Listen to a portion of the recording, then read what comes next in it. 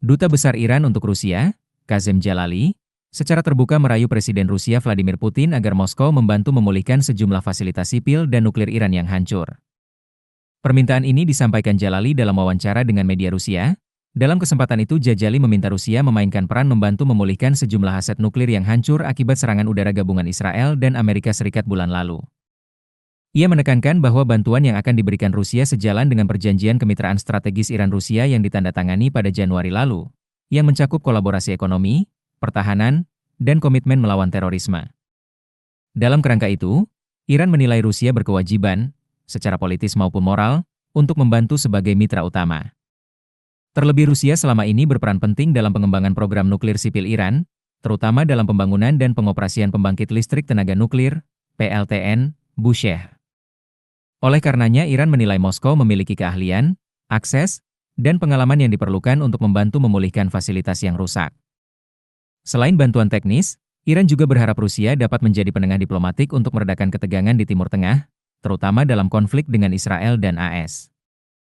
Kedekatan Rusia dengan berbagai pihak di kawasan menjadikannya sosok strategis dalam mendorong stabilitas regional. Sebagai informasi, serangan besar yang dimulai pada 13 Juni 2025, ketika Israel meluncurkan operasi Rising Lion telah menargetkan fasilitas nuklir Iran dan sejumlah tokoh militer serta ilmuwan nuklir Teheran.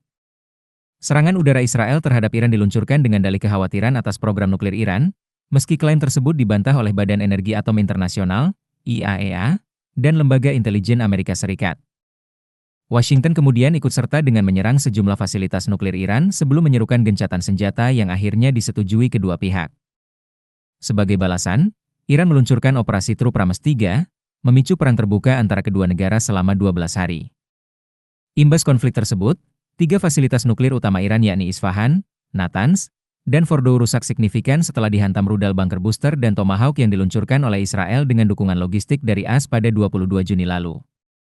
Natanz, yang menjadi pusat produksi sentrifugal, dilaporkan mengalami kebakaran besar, sementara Fordow fasilitas pengayaan bawah tanah mengalami keretakan struktural yang serius.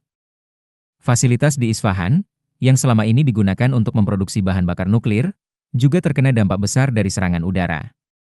Meskipun pembangkit listrik tenaga nuklir, PLTN, Bushehr satu-satunya reaktor nuklir aktif Iran tidak terkena langsung, aktivitas teknis di kawasan itu terganggu karena kerusakan pada infrastruktur pendukung dan evakuasi sejumlah besar teknisi asing, termasuk ratusan ilmuwan asal Rusia.